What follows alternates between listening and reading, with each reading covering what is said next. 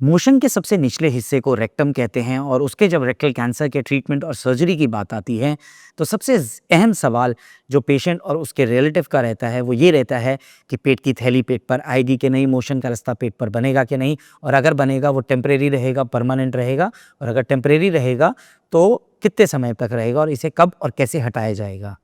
नमस्कार दोस्तों, आज मैं डॉक्टर विवेक मंगला, सीनियर डायरेक्टर जीआई और कैंसर सर्जरी, जो कोलोरेक्टल कैंसर में बहुत ही ज़्यादा स्पेशलाइज सर्जरीज़ कर रहे हैं, आपको ये बताएंगे कि रेक्टम के कैंसर में जो ट्रीटमेंट है उसमें स्टोमा की कब ज़रूरत रहती है और उसको हम कैसे हैंडल करते हैं।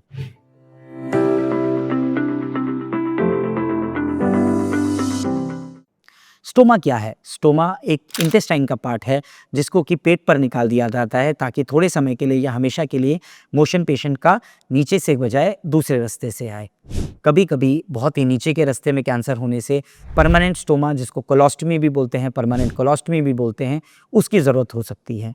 आम तौर पर ज़्यादातर पेशेंट, मैं कह सकता हूँ कि 95 to 99% पेशेंट्स जिनको इवन डिस्टल रेक्टल कैंसर रहेगा, उनका डिटेल्ड इवैल्यूएशन कर हम मोशन का रास्ता हमेशा के लिए पेट पर बनाने की ज़रूरत को अवॉइड कर सकते हैं। इसके बारे में हमारे चैनल पे और स्फिंक्टर साल प्रिजर्वेशन कर बहुत सारे वीडियोज़ हैं जिसमें पुराने पेशेंट्स के भी टेस्टिमोनियल्स हैं, उनको आप देख सकते हैं। आज हम ज़्यादातर बात करेंगे उन पेशेंट्स की जिनको कि रेक्टल कैंसर की सर्जरी में हमने टेम्परेरी स्टोमा यानी आइलियोस्टमी बनाया गया है। सबसे पहला सवाल, स्टोमा की ज़रूरत क्यों रहती है? निचले हिस्से के कैंसर में जब मोशन का रास्ता नीचे बिल्कुल ख़राब हो गया है या कैंसर ने उसको पूरा इन्वॉल्व कर लिया है तो पूरा कैंसर निकालने के लिए परमानेंट कोलोस्टमी की ज़रूरत हो सकती है।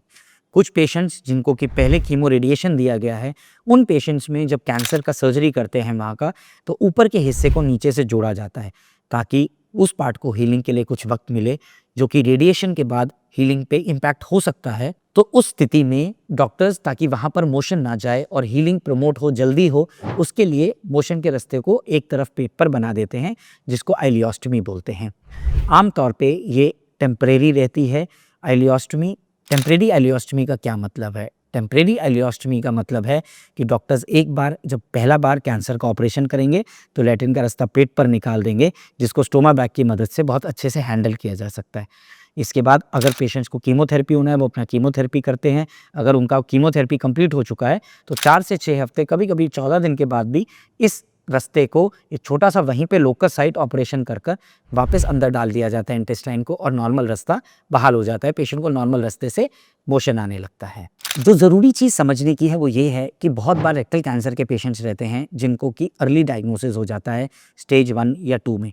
उन पेशेंट्स को अगर सीधा सर्जरी की जाती है और रेडिएशन की आवश्यकता आपकी ट्रीटिंग टीम डिसाइड करती है नहीं है, तो उस स्थिति में ज़्यादातर पेशेंट्स, मैं ये कॉन्फिडेंस से कह सकता हूँ कि 95% पेशेंट्स जिनको कि अगर पहले कीमो रेडिएशन नहीं दिया गया है, अगर हम उनकी सर्जरी करते हैं रेक्टल कैंसर की, तो उसमें हमें किसी भी प्रकार का टेम्परेरी, परमानेंट किसी भी प्रकार का स्टोमा बनाने की ज़रूरत नहीं रहती है। और सिर्फ 5% पेशेंट्स ऐसे होते हैं जिनको स्टोमा बनाने की ज़रूरत हो सकती है। उनमें भी ज़्यादातर पेशेंट्स होंगे जिनको कि टेम्परेरी ही स्टोमा बनाया जाएगा।